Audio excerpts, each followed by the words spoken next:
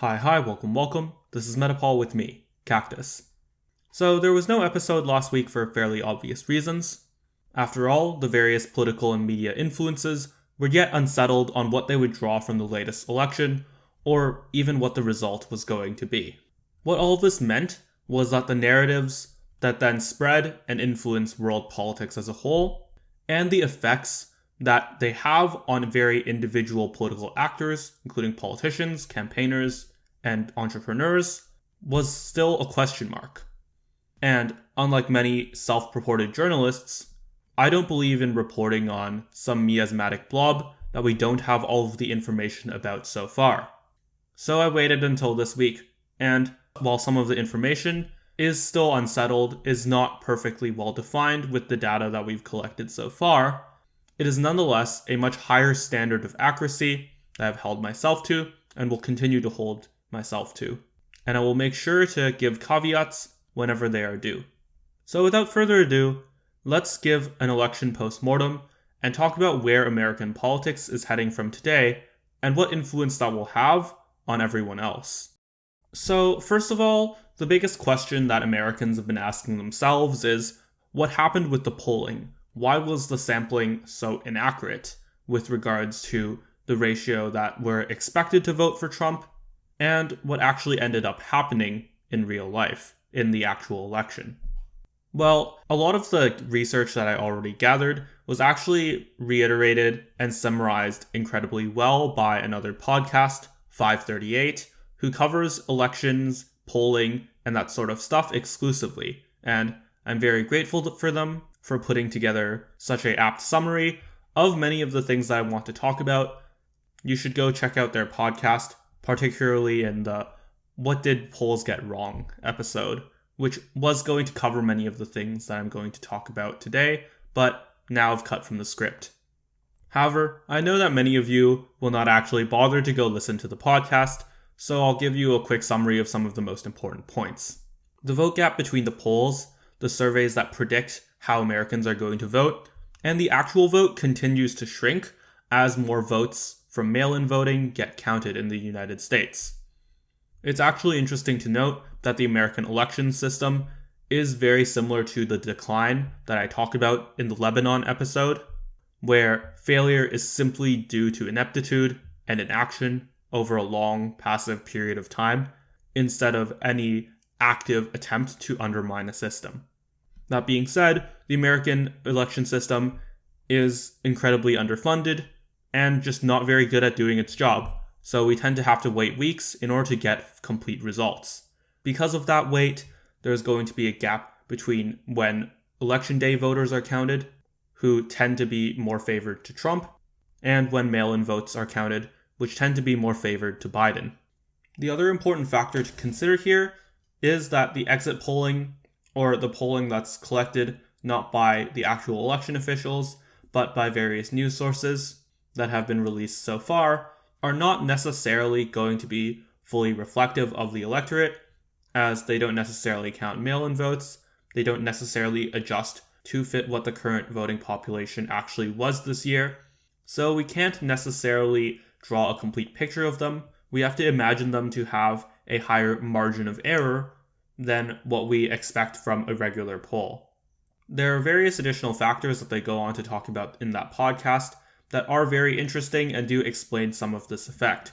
However, they're not directly relevant to what I'm going to talk about today, so I'm just going to ask you to check out their podcast in order to learn more. What they didn't cover is something that is very related to what I talk about on this show, which is the prevalence of conspiracy thinking in the United States. One interesting statistic leading up to the election was the so-called empathy gap, a gap between perceived values of the presidential candidates and the judgments of how likely voters were to vote for that candidate.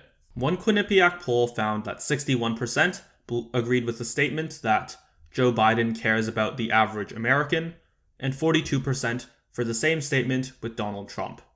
There is expected to be small shifts based on the candidate's presentation, campaign, and general popularity. However, this much of a gap, more than 8 points relative to their popular vote margin as of November 15th when I'm recording this, shows that there has to be more at play. While the research here is not completely settled, and it is possible that in some world that this can be fully explained by the poorly run Trump campaign, and by, conversely, the appeals that the Biden campaign is trying to make, much of this aligns with basic party ID. Most of it aligns with the emotional attachments that various voters have formed with their political parties over the years. This is something that I'll expand upon later, but what's important here is that we're going to start with a hypothesis. And this is going to involve an initial assertion that may not have enough data to prove yet, so just keep that in mind. However, I think it is certainly more likely than not that this is true, that there is some extenuating factor that is causing this empathy gap that is not simply due to campaigning or due to the candidates. My hypothesis is that this is the conspiracy gap, and there's a very interesting way to possibly control for this and to reduce the error margins of polls in the future. This is to sample by media source, which does two things. First of all, adherents to legacy media exclusively are often much more likely to fall for the conspiratorial thinking that is present in the United States common media, including the cable networks and major print publications. If that latter claim sounds surprising to you, then we did a long explanation and analysis in our episode titled The United States of Conspiracy, which goes into the characteristics of conspiratorial thinking and in the ways that many mainstream media narratives fulfill this characteristic. What also happens, however, is that those who are adherent to newer media sources do often tend to fall for more online conspiracy theories, such as QAnon, or such as other forms of the racial conspiracy theories that we talked about on that episode. However, these do tend to have a higher concentration of Republican favoring conspiracy theories. So this definitely explains some part of the tilt towards Trump. Why this is important with regards to explaining the empathy gap is that while mainstream conspiracy theories are considered more valid, obviously no conspiracy theory should be considered valid, there is more often a oppositional or anti-establishment mindset with regards to the online conspiracy theories, which means that they're less trustworthy of polls and less trustworthy of general political systems as a whole. In my view, there is very few effects that would actually be able to sway such a fundamental number that is attached to emotional connections with the parties. This is something that gets built up over time and is thoroughly invested in order to build emotional calcification between voters and parties that make them continue to vote for the party over and over again. What this all means is that there is likely a measure that, while not completely responsible for this gap, is correlative with regards to conspiracy belief, the type of conspiracy belief with regards to ones either propagated by legacy media or ones propagated online, with both voting for Trump. Those believing in the online ones are more likely to vote for Trump, as well as in feeling an emotional connection and feeling able to express that emotional connection in the form of the empathy gap. Next, let's talk about the realignment. This is an idea that the fundamental political coalitions, which I talked about in an early episode titled very similarly, is rapidly changing and is involving different groups becoming either more purple or contested between the parties, or becoming more isolated in voting for one party or the other. The major takeaways from exit polls, which, as I talked about earlier, may have a higher margin of error, so take this with a grain of salt, is that working class voters are shifting very quickly towards the Republican Party, including African American voters, including Latino voters, including Asian voters, who find themselves in the working class. What is also present is that a younger shift has been happening towards the Republican Party. In the other direction are upper class or suburban white voters, particularly suburban women. All of these are, in part, due to the candidates' strategies. We do have to wait further to see if there is any information to see if there is going to be sustained growth in these demographic changes with regards to the long-term voting pattern. We're actually probably going to have to wait at least until 2022 to find this out. However, what this does show is an important data point that there are strategies that the parties can engage in order to fuel this democratic shifting. Many Republican figures, including Marco Rubio and Ted Cruz, have argued that the future of the Republican Party is very much with this multiracial working class. That is the area that they have been making the most gains in the recent years, and it is counter to the area which they are losing the most, which is in upper class, more wealthier voters. In the late stages of the campaign, Trump doubled down on what can be considered working class issues. Note that this argument is actually completely separate from whether he actually did a good job of managing those issues.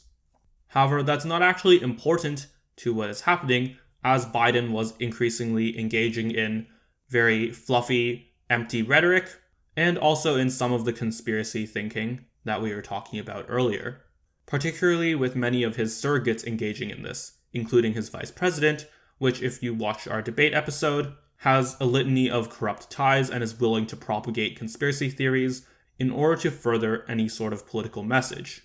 In other words, very similar to Trump himself. However, the difference lies in what these Machiavellian tactics are used to accomplish. The major difference with regards to the conspiracy gap between these suburban voters and between working class voters is that working class voters experience a substantially different impact from various policies. They have noticeable changes in their quality of life if there are differences in economics.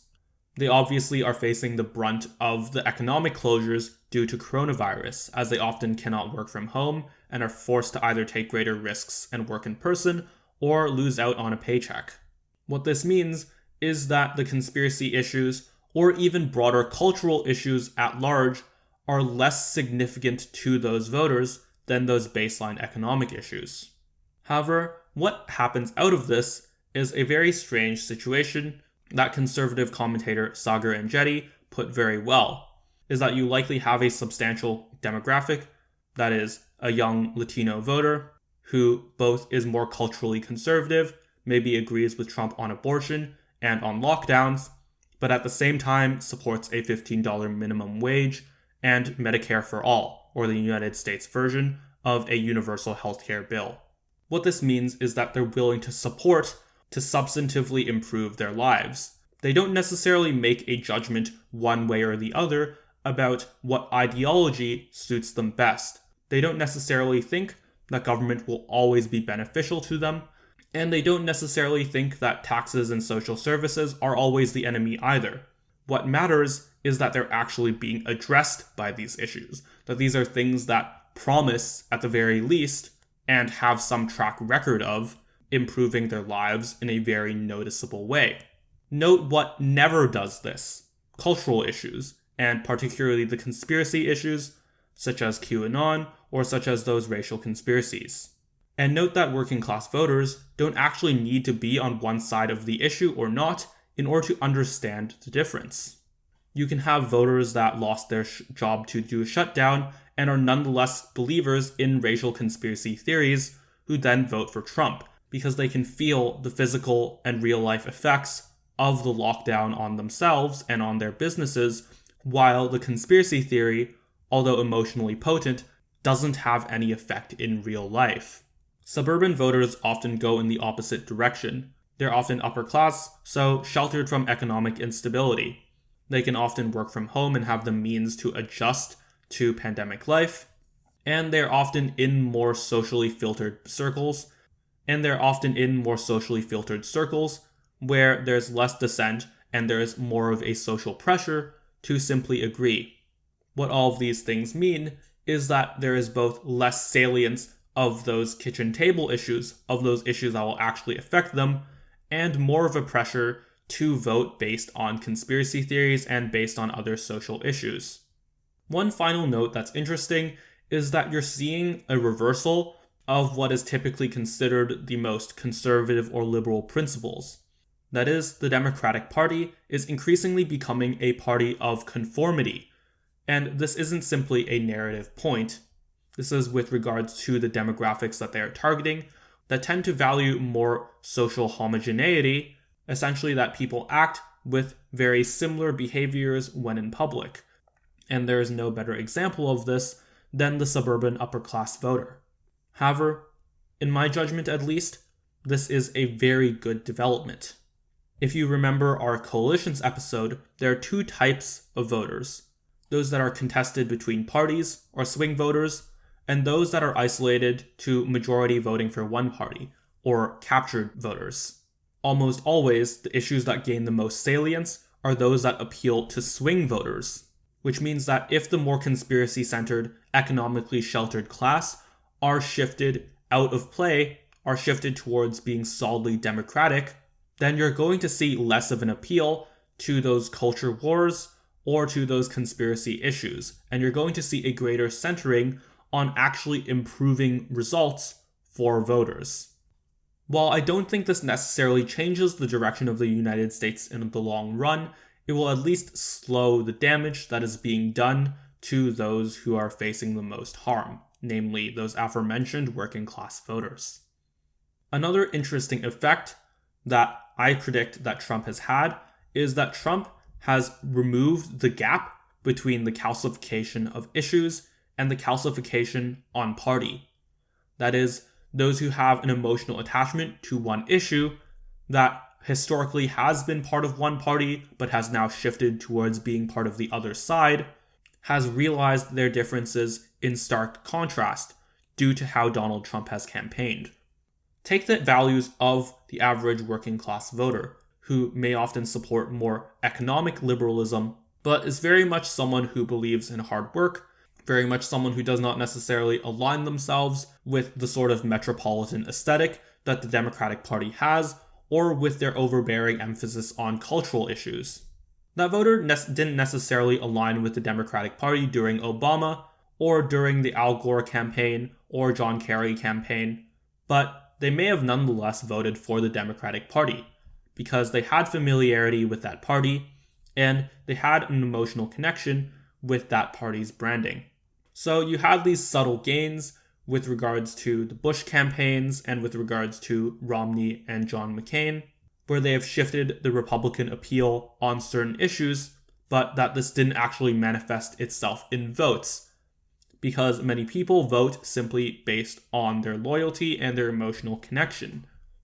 What happened with Trump is that so much media attention was played and so much attraction was drawn to the importance of politics in various people's lives that these differences were exacerbated and the silent gains suddenly became very loud. However, this ended up, particularly in 2020, being overwhelmed by other issues that Trump significantly lost points on, such as the handling of coronavirus. However, this idea of these subtle gains by the past Republican candidates, while once again only being a hypothesis, does line up with the preliminary data that we have so far. Finally, there's a heated discussion going on in many political circles about the future of the Democratic and Republican parties. What has become most prominent is the situation in the Democratic Party, where members who self-describe as farther to the left are in conflict with those who describe as closer to the center. This has already been covered extensively online, including by the aforementioned channel 538. So you can go and just search Democratic infighting, and you'll likely get fairly decent results. However, the point I'm going to make now has been sparsely discussed, but is not taking the limelight as it should, which is that economic issues and cultural issues have to be separated completely. This is noticeable in issue polling, where issues such as universal healthcare or a $15 minimum wage are often held by supermajorities of the American population, that is, more than 60 or 70%. However, many cultural issues that the Democratic Party runs on, that self-described progressives run on, are often incredibly unpopular, including their stances on defunding the police or immigration, which often poll below 30%. It's clear to anyone who can do basic math that what needs to be done is that someone should moderate on these cultural issues and go further to the left on some of these economic issues, such as how Bernie Sanders or Andrew Yang did in the primary. The reason why this is not necessarily going to be a strategy that is adopted by the Democratic Party is because there are other factors in play, including corruption, in which many wealthy donors and other political influencers will try to have the party move closer to the right on economics, since they tend to be rich and tend to be negatively affected by said economic policies, which include higher taxes, as well as social effects, which tend to amplify conspiracy theories and tend to amplify those cultural issues that do have rapid emotional connections and that do build that sort of tribalism. Let's delve a little bit deeper into that social media effect. It's important, once again, to make another distinction between the development of ideas and the development of rhetoric. The development of ideas simply involves creating a policy, a law, or a public stance that is more appealing to voters, or that would be more constructive in some other way. The development of rhetoric, however, is revolved around designing something that is emotionally affecting, that often is connected to some of these conspiracy theories, and that generally spreads well online. The development of the former happens very slowly, even in social media environments, since they involve a lot of initial effort for people who want to develop some of these ideas to read a lot of already existing ideas and to base them off of those, which requires a linear growth in the amount of time spent. While there may be some time decrease in the amount of time that they need to actually access this information, say comparing going to the library versus doing a Google search, the growth of these complicated ideas nonetheless happens in a close to linear manner, which means that they don't accelerate heavily based on the interconnectedness of social media.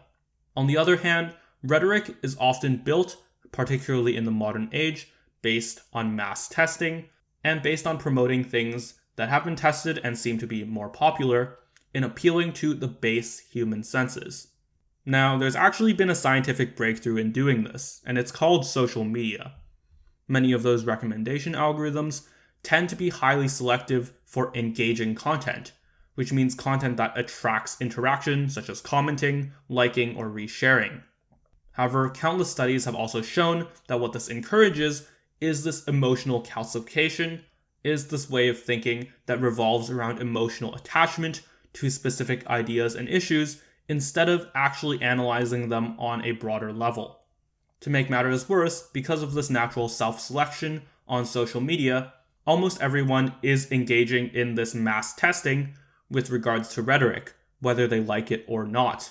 So, the sample size of the entirety of Facebook or the entirety of Twitter is rapidly pushing this rhetoric forward, which means that it's going to accelerate and become more and more potent with regards to creating emotional attachments.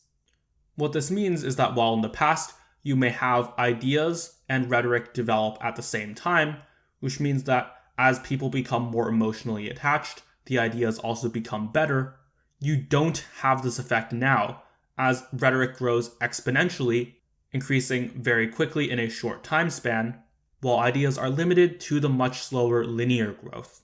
This means that by the time a politician is elected on a given idea, their rhetoric will have reached much more extreme levels, and regardless of what they can practically implement, they won't be able to live up to their rhetorical promises. This was most evident in Barack Obama's campaign, particularly his 2012 campaign, where social media was truly in effect.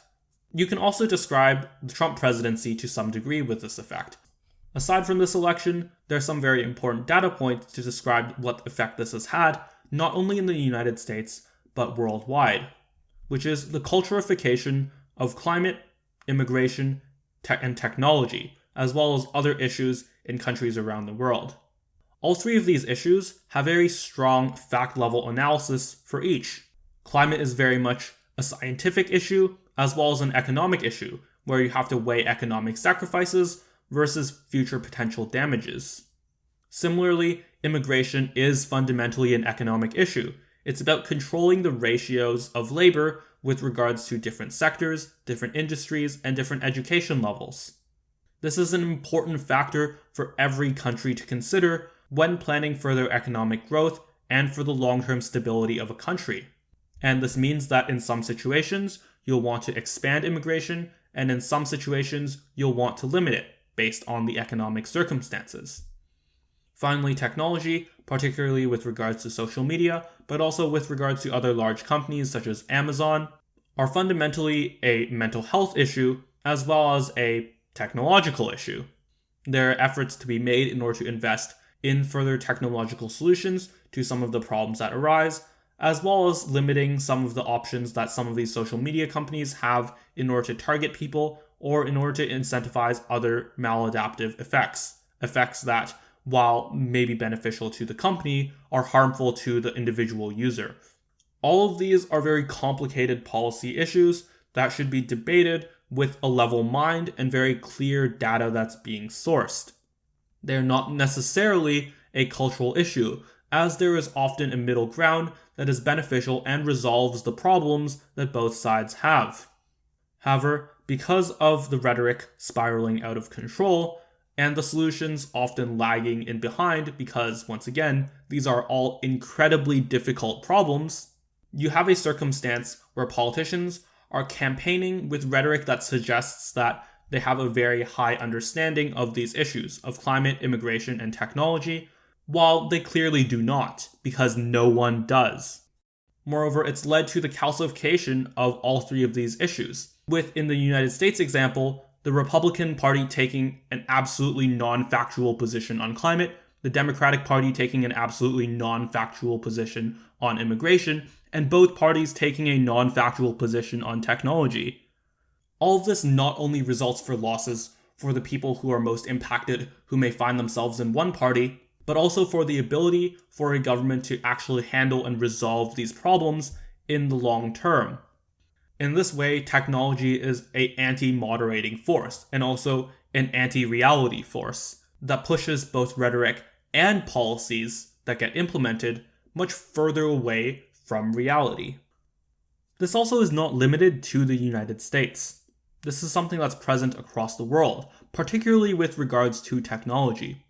What takeaways that you need to have and what solutions that you need to offer for the future are once again rooted in the individual level. I'm going to do an episode in the future where I talk about why there simply is no technological solution to these inherent effects that people face.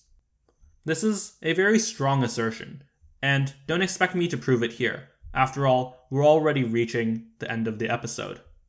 However, what it means for now is that you have to actively take the change into your own hands and implement it in everyday life. While you can't necessarily change the public education system, for example, you can lobby for it. But what happens right now is that, first of all, you should limit your social media use, if you haven't figured that from what I've been talking about so far. You should discourage others from using social media as well. You should actively bring up statistical context, research, and other reality-tied data when engaging in these types of conversations or political discussions with your friends or anyone else. You should be directing people towards a much more ideas focus instead of a rhetorical focus. All of these things seem vague, broad, and too difficult for one person to accomplish alone.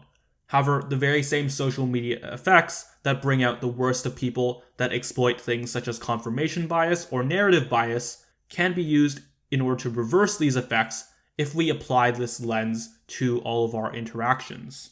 Finally, what you can do, as always, is to share the podcast, to give us more interactivity, to give us more likes, comments, subscriptions, and shares. And instead of obeying the algorithms, instead of trying to go and share and give more attention to the most angry, the most divisive content, you can turn the tables and share some good content such as metapolitics, or anything else that is very insightful that you can spend a long time listening to and that goes into deep analysis. But once again, one of the best things you can do to try to accomplish the goals we talked about earlier is to inform more people by spreading the reach of the podcast. And if you do that, thank you. If you do any of the things I already talked about, thank you. Because you're the one who's making the world a better place. Until next time, this is Metapol with me.